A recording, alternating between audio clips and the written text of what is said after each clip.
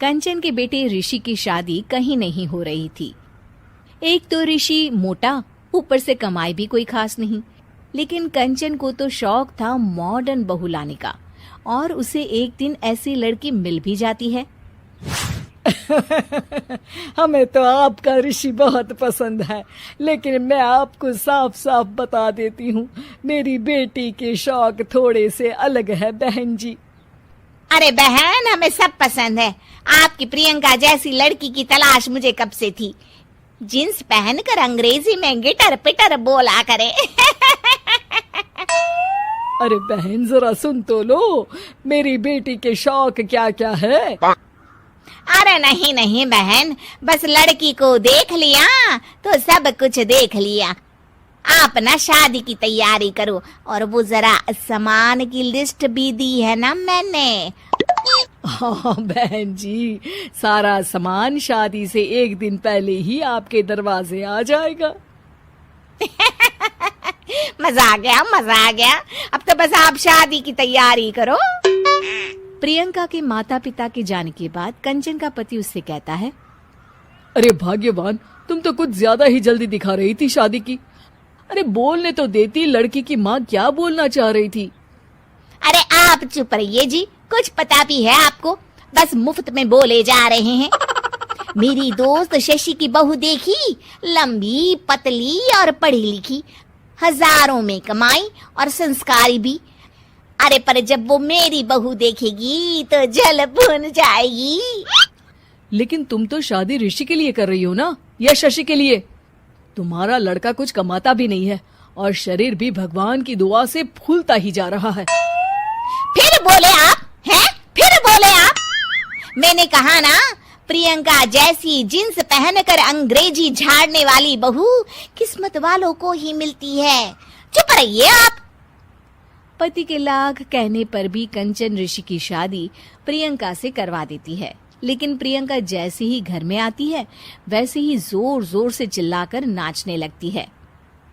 आज मेरे यार की शादी है, आज मेरे यार की शादी है। अरे नाचो मां नाचो।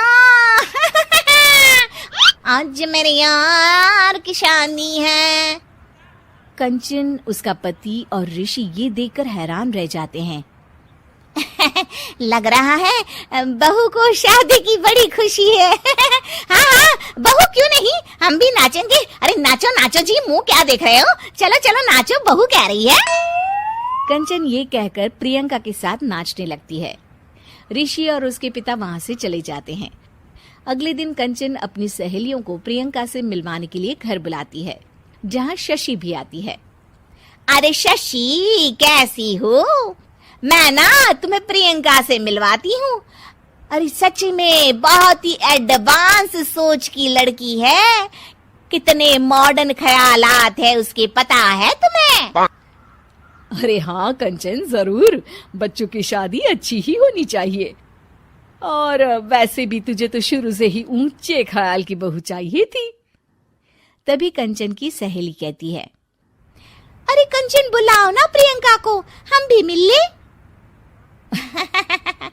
अरे बहू प्रियंका, जरा बाहर तो आना।